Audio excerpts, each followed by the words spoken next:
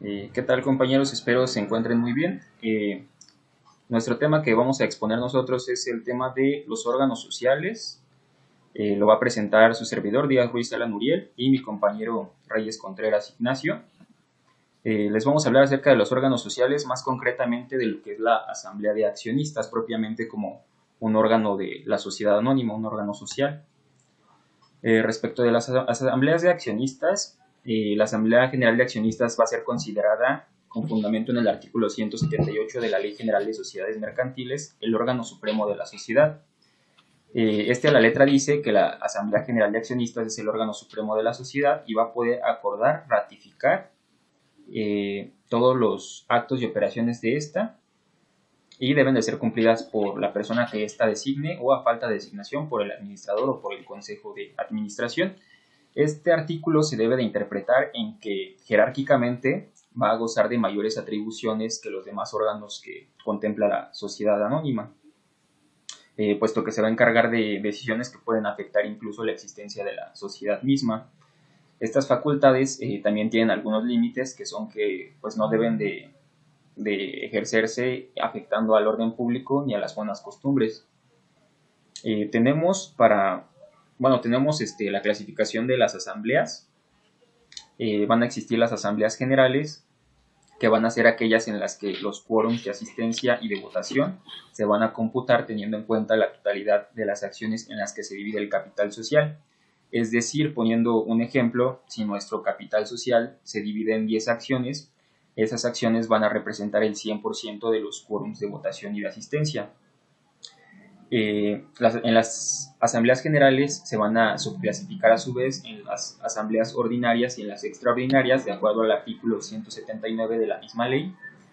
Y lo que va a distinguir a unas de otras no solo va a ser la periodicidad con la que se van a llevar a cabo, sino también la competencia de los asuntos que van a tratar y de los quórums de asistencia también que exige la ley para cada uno de estos tipos de asambleas. También tenemos por su parte las asambleas especiales, que estas se tratan de que tienen el objeto de reunir a tenedores de una clase de acción en específico para poder deliberar o tomar decisiones sobre una proposición que pueda afectar sus intereses o sus derechos. Aquí realicé un diagrama para entenderlo un poco mejor. Tenemos primero la Asamblea General de Accionistas como órgano de la sociedad anónima, como un órgano social. Esta va a poder celebrar 3 tipos de asambleas, que son la constitutiva, que esta no la vamos a tratar en esta exposición. Obviamente, pues es la asamblea que se encarga de constituir propiamente a la sociedad anónima. Después tenemos las asambleas generales y las asambleas especiales, de las cuales ya les había hablado un poquito. Las asambleas generales, a su vez, se van a dividir en extraordinarias y en las ordinarias. Aquí algunos de los autores que consultamos para realizar nuestro trabajo subdividen para su fácil estudio las asambleas ordinarias en ordinarias anuales y en ordinarias potestativas.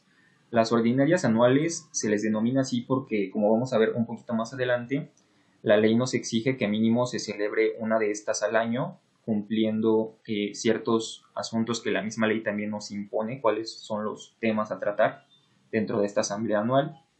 Y por otro lado también tenemos las asambleas ordinarias potestativas, que una vez cumpliendo con el requisito de la asamblea ordinaria anual, podemos celebrar todas las asambleas potestativas que nosotros como sociedad querramos. Respecto de la asamblea ordinaria, la Ley General de Sociedades Mercantiles, en sus artículos 180 y 181, como ya dijimos, van a subclasificar las asambleas generales tanto por su competencia como por su época de reunión. En el primero de los preceptos, el artículo 180 nos dice que son asambleas ordinarias las que no se reúnan para tratar cualquier asunto que no sea de los enumerados en el artículo 182, que el artículo 182 nos habla de los asuntos que se van a tratar en las asambleas extraordinarias. El artículo 181, por su parte, nos dice que la asamblea ordinaria se debe de reunir por lo menos una vez al año, que era lo que les comentaba, y esto va a ser dentro de los 4 meses que sigan a la clausura de su ejercicio social. Por esta razón de época de celebración, a esta última se le va a denominar asamblea ordinaria anual. Los asuntos que debe de tratar la Asamblea Ordinaria Anual, es decir, la que la ley nos exige que como mínimo se lleve a cabo por lo menos una vez al año, es el de discutir, aprobar o modificar el informe de los administradores, en su caso nombrar al administrador o consejo de administración y comisarios, determinar los emolumentos correspondientes a administradores y comisarios cuando no hayan sido fijados en los estatutos, y también de conocer cualquier otro asunto que esté incluido en la orden del día. Desde luego sobra decir que ninguno que deba de ser tratado en asamblea extraordinaria. Las asambleas ordinarias potestativas, de las que les comentaba, en estas se van a poder tratar diversos temas como estos, que son el decretar el pago de dividendos cuando no se hubiera hecho en la asamblea ordinaria anual, el revocar los nombramientos de los administradores y comisarios, el nombrar gerentes y revocar su nombramiento, el remover a los administradores y comisarios, el designar administradores o comisarios cuando por causa de revocación, remoción, inhabilitación o muerte, pues estos faltaren. Después tenemos el tema de la periodicidad de su celebración. Respecto de las asambleas ordinarias, como ya habíamos dicho, las ordinarias anuales se tienen que celebrar por lo menos una vez al año dentro de los primeros meses siguientes a la clausura del ejercicio. El fundamento de esto está en el artículo 179 al 181 de la Ley General. Y respecto de las asambleas ordinarias, a diferencia de las ordinarias anuales, estas, como ya les había mencionado también, se les considera de carácter potestativo y las podemos celebrar prácticamente pues, cualquier día del año, siempre y cuando ya hayamos cumplido con la asamblea ordinaria. Y bueno, vamos a tener también determinadas reglas comunes para la constitución de asambleas, sean ordinarias anuales, ordinarias potestativas, extraordinarias. Todas deben de cumplir siempre con estos requisitos básicos, con estas reglas comunes. El primero de ellos nos marca el artículo 179, es que las asambleas generales de accionistas se tienen que, sean extraordinarias o ordinarias, como habíamos dicho, deben de celebrarse siempre en el domicilio de la sociedad, puesto que sin este requisito van a poder ser consideradas nulas. Existen algunas excepciones a esta regla. Se puede dar el caso de caso fortuito o fuerza mayor. Otro caso que sería una excepción sería que se llevara a cabo en otro lugar diferente al domicilio social, pero las decisiones que se tomaran en esa asamblea fueran ratificadas por todos y cada uno de los socios de la sociedad anónima. También ese tipo de asamblea se va a considerar válida.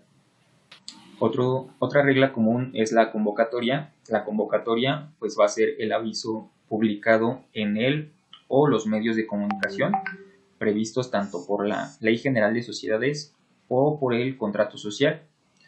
A través de esta se va a llamar a los accionistas a reunirse en una asamblea y la facultad de convocar a los accionistas a asamblea le va a corresponder al administrador o al consejo de administración. El artículo de esto está en el artículo 183. Otra regla común es la publicidad que se le debe de dar a esta convocatoria. La convocatoria se va a publicar en el periódico oficial de la entidad federativa a la que pertenece el domicilio de la sociedad y también en los periódicos de mayor circulación de la misma entidad. La convocatoria se debe de publicar con una anticipación de por lo menos 15 días anteriores a la fecha de su celebración, sin contar ni el día en que se publica la convocatoria ni el día en que se va a celebrar la asamblea. Tenemos también distintas clases de quórums. En los artículos del 189 al 191 y el 195 se va a establecer dos clases de quórums. Uno es el de asistencia o presencia y el de votación, a los cuales también se les conoce como deliberación y de resolución respectivamente. Respecto del quórum de deliberación, va a ser el número mínimo de accionistas que deben estar representadas, el número mínimo de acciones, que deben de estar representadas en una asamblea para que las deliberaciones puedan ser consideradas válidas. Respecto del quórum de resolución, va a ser el número mínimo de votos necesario para que una resolución de una asamblea sea válidamente adoptada por el resto de los socios. Y también están los quórums estatutarios, que estos son los que se van a pactar exclusivamente en el contrato social, y algo en lo que coinciden todos los doctrinarios mexicanos es que no se pueden aumentar, no se pueden disminuir, los quórums legales dentro de los estatutos, pero sí se pueden aumentar. Algunos autores también no están de acuerdo en si se pueden aumentar, pero lo que no se puede es disminuirlos. Tenemos también los quórums legales que exige la ley tanto para la asamblea ordinaria como para la asamblea extraordinaria. Respecto de la ordinaria, el quórum legal nos lo establece el artículo 189, que señala para que puedan tener lugar las asambleas ordinarias es necesario que estén presentes los tenedores de las acciones representativas de por lo menos el capital social, y las resoluciones se van a tomar por mayoría de votos de las acciones que representen por lo menos la mitad del capital social. Por su parte, en la asamblea extraordinaria, para su celebración, esta debe estar representada por lo menos unas 3/4 partes del capital social que integren la sociedad anónima, y las resoluciones de este tipo de asambleas se van a tomar por el voto de las acciones que representen por lo menos la mitad del capital social. El fundamento de esto está en el 190 de la ley. Después tenemos las asambleas extraordinarias. Las asambleas generales de accionistas son extraordinarias, puede ser en razón de su competencia o de los quórums especiales de deliberación y de resolución que van a ser exigidos por la ley o por el contrato social. Respecto de los asuntos que se pueden tratar en una asamblea extraordinaria, está la prórroga de la... Bueno, aquí cabe destacar que muchos autores ponen como regla general que en las asambleas extraordinarias se deben de tratar todos los temas que modifiquen el acta constitutiva, aunque no necesariamente debe de ser así. La mayoría de los casos sí son asuntos que modifican el acta constitutiva, pero hay algunas pocas excepciones.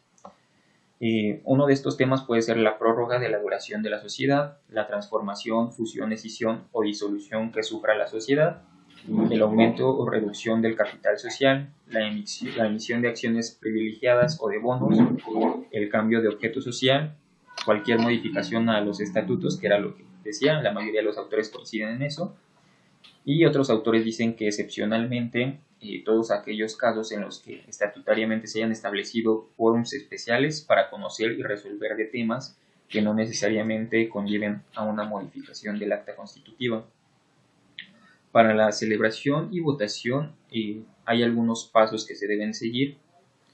El primero de ellos es, una vez que ya están reunidos los socios, se va a realizar la exhibición y el depósito de las acciones. Esto con el fin de acreditar el derecho de participar en la deliberación y resolución de los asuntos que se van a tratar en esta asamblea. Se va a requerir que el accionista exhiba y deposite en la sociedad los títulos, o sea, sus acciones, y que además se encuentre inscrito en el libro de registro del emisor, es decir, el libro de la sociedad en donde se registran las acciones.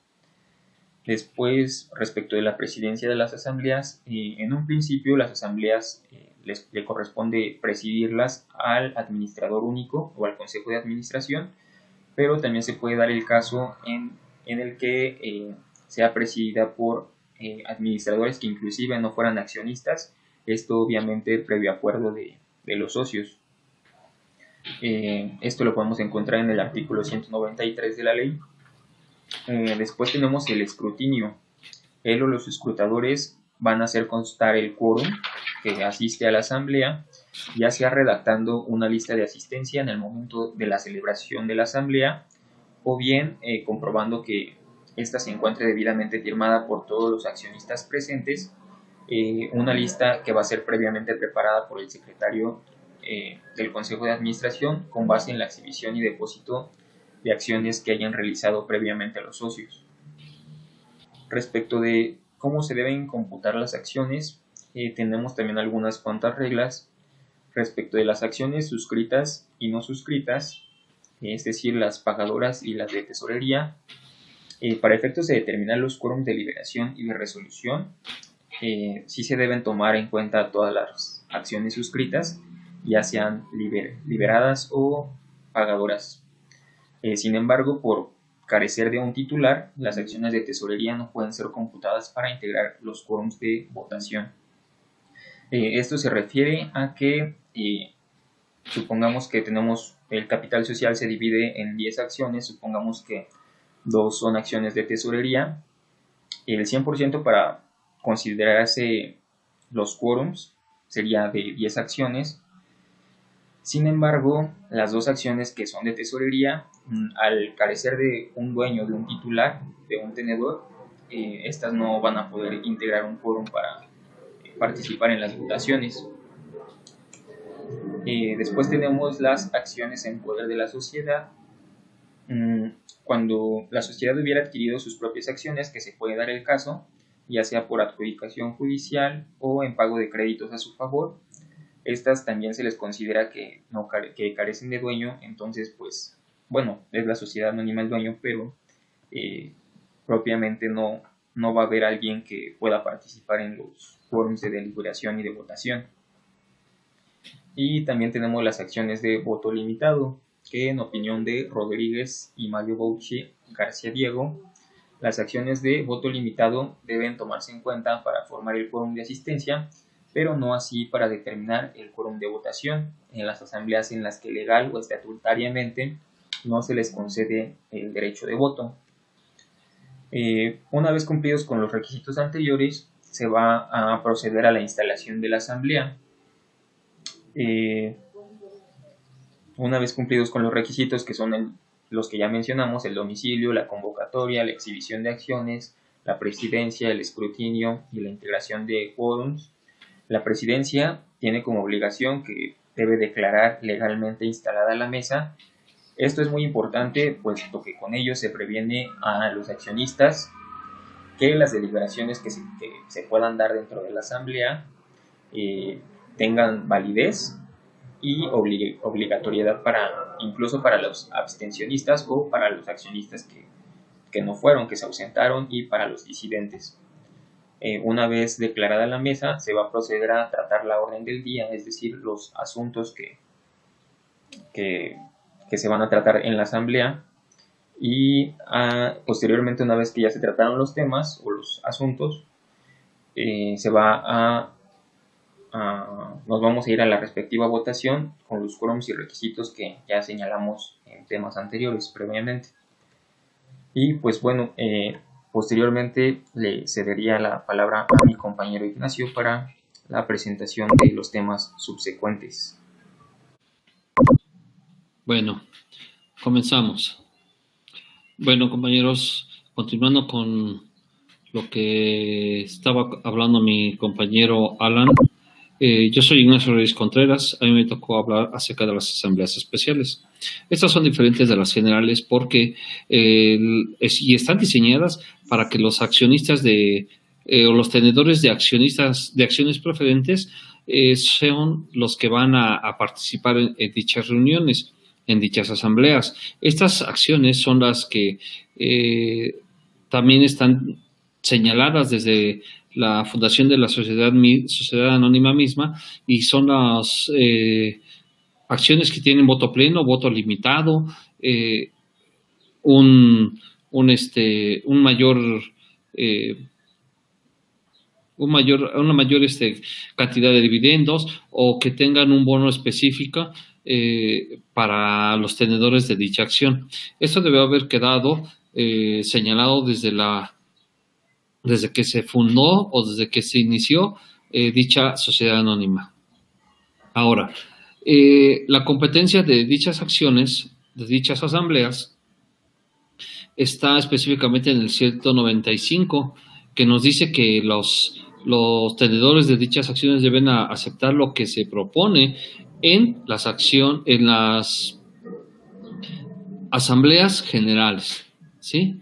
Ahora, dicha asamblea que sea general o también puede ser extraordinaria, debe, si no se queda asentada en el libro general de actas que debe tener toda empresa, debe estar protocolizada ante notario público e inscribirse en el registro público de comercio.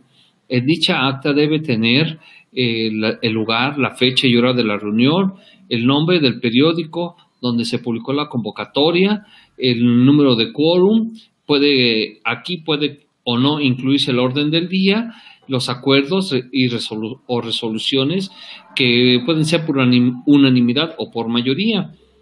Si la votación fue económica o fue nominal. Pero si fue nominal, deberá anotarse en qué sentido votó cada accionista, ¿sí? Y aparte, dicha acta debe estar firmada tanto por el presidente como el secretario de la asamblea. Ahora, la nulidad. Si en la asamblea especial hay que un acuerdo no se acepta por mayoría, puede ser que el concepto de nulidad sea impugnado, se pueda presentar o solicitar la nulidad de una asamblea o de un acuerdo, sí, y la nulidad puede ser solicitada por el tenedor de, aunque sea una sola acción, que es lo que lo hace diferente a la oposición. La oposición debe estar solicitada, puede estar invocada por los accionistas que sean tenedores de al menos por mínimo el 33% del capital social, como está señalado en el artículo 201 de la Ley General de Sociedades Mercantiles. La nulidad como ineficiencia de un acto jurídico, como consecuencia, la ilicitud de su objeto o su fin, y carece de los requisitos esenciales que se exigen para la realización o concurrencia de algún por lo que dio origen a algún vicio de voluntad en el momento de la celebración de dicha asamblea. El artículo 2225 del Código Civil Federal nos señala que la ilicitud en el objeto, el fin o la condición del acto produce su nulidad, y esta puede ser absoluta o relativa, según como lo dispone la ley. Para apoyarnos a definir qué es la nulidad absoluta o relativa, Miguel Villoro Toranzo nos indica en su libro de Introducción al Estudio del Derecho los tipos de nulidad que existen. La nulidad absoluta, esta es nula de pleno derecho, es decir, que cuando se solicita y se prueba la existencia de la nulidad y se reúnen las condiciones para que así sea dictaminada, esta nulidad va a causar un pleno derecho porque está afectando a los principios de orden público, la moral o las buenas costumbres. La nulidad relativa se le conoce como anulable, porque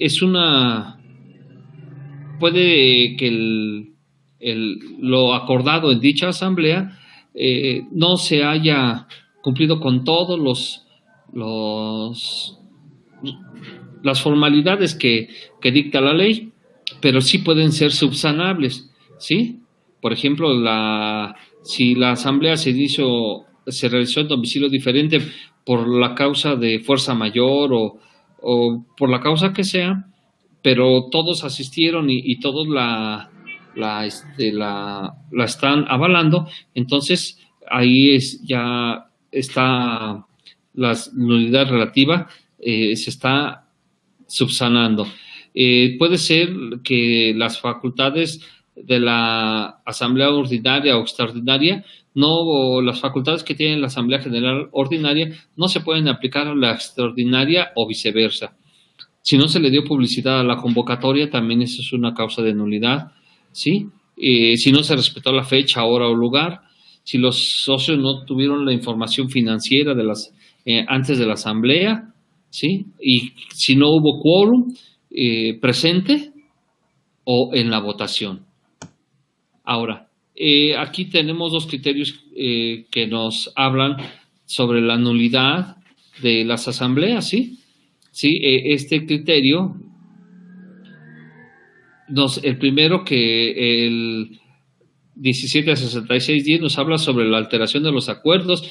Esto va a originar la nulidad de esa asamblea. O el 176513 dice que las actas son impugnables cuando las causas y hechos que lo motivan no surten de manera clara y específica los supuestos de nulidad y oposición regulados por la Ley General de Sociedades Mercantiles. Es decir, si la sociedad la Ley General de Sociedades Mercantiles nos dice que al menos los socios que tengan al menos el 33% del capital social solicitan la nulidad y prueban que las asambleas se pueden impugnar por ese número de socios, pues va a proceder la impugnación, ¿sí? La oposición a dicha acta de asamblea. Como ya lo dije anteriormente, para que exista la oposición, los socios deben tener al menos el 33% del capital social. Esta acción de oposición solo puede ser presentada cuando los acuerdos de la asamblea estén violando la ley o las disposiciones del contrato social, ¿sí? Esto puede ser que dé lugar a una nulidad absoluta o relativa. Esto lo va a determinar el juez, ¿sí? Y porque puede ser que una persona que puede tener o ser poseedora del 67% del capital, ¿sí?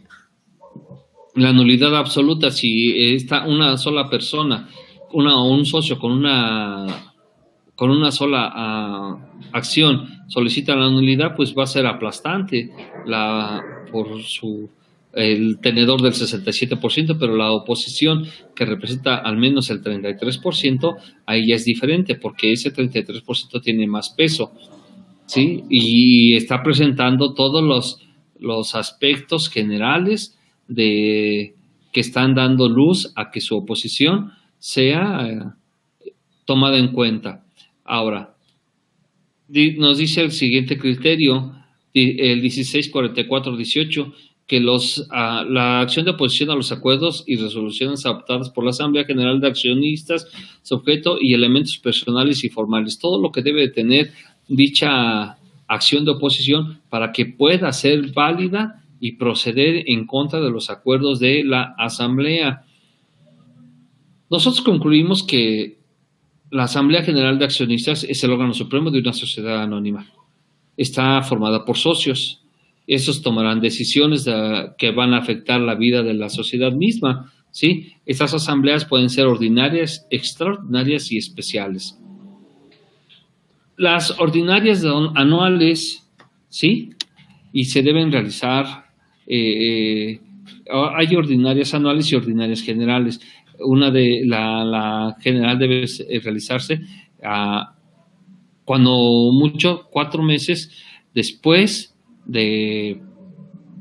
tienen hasta 4 meses para la realización de dichas asamblea después del cierre de su corte fiscal, ¿sí?